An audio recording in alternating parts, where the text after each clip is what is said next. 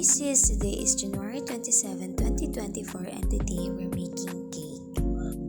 Our cake today is vanilla chiffon and ang filling is ang DIY recipe ko nga muffin.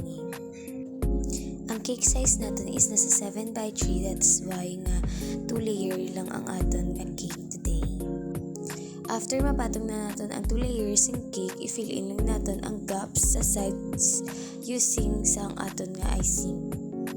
So since ito wala man gawa crumbs ang cake natin today is wala na ko na crumb ko, bali direct na lang ko apply icing. So as you can see, nag-use lang ko sing white color. And by the way, jutikan ko lang malipatan na magbutang 4 sago straw. So nakabutang na ko icing before yung butangan, pero okay lang na siya. And then after that, nag-apply ta sing white icing is ipahipidon ta lang. And then ang space na siya sa bottom parts ng cake is butangan ta na siya sing color blue nga icing. So that will serve as fault lines ng aton nga cake.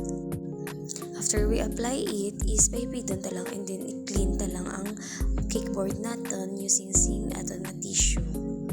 Start pa lang sing pag-apply natin sa border sing tops ng cake is may error na kita. So ang tendency is instead nga plain white ang sa babaw sing cake, kimutangan ko na lang textured kagin spread ko na lang ang color blue sa babaw para hindi na mabudlayan ang aton nga self. And then ara na okay na ang aton nga border sa babaw. So gabutang lang ko marks para may tanda kita kung sa diin ta ibutang ang mga curtain. So ang aton ni siya nga cake is do like siya vintage cake.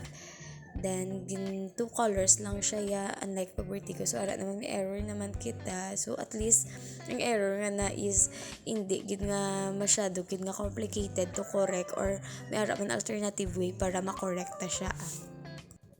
And then, another struggle ko is ang pagsulat sa cake. So, as you can see, diba?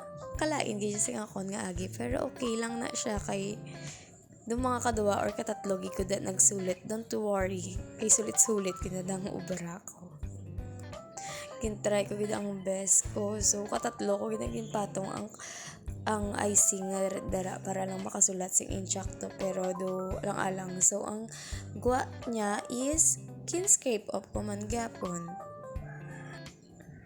So, sulit-sulit lang gid na yung obra. So, ginbutangan naman texture. And then, ang sa kilid na, scrape off ko man. So, ginbutangan ko lang siya naman sing line para at least hindi man kalaway.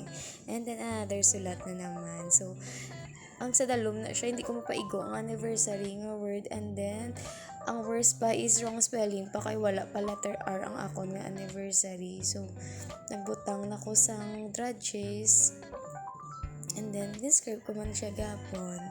And then, after sa pila kami adlaw nga sulit-sulit, nagituna ko na ang anniversary sa dalom. And then, gambay ko lang gid ang font sing aton nga handwriting. So, amo na siya. Since conforming na ko sa wakas, amo na siya ang final na gid, wala na ko nagsulit.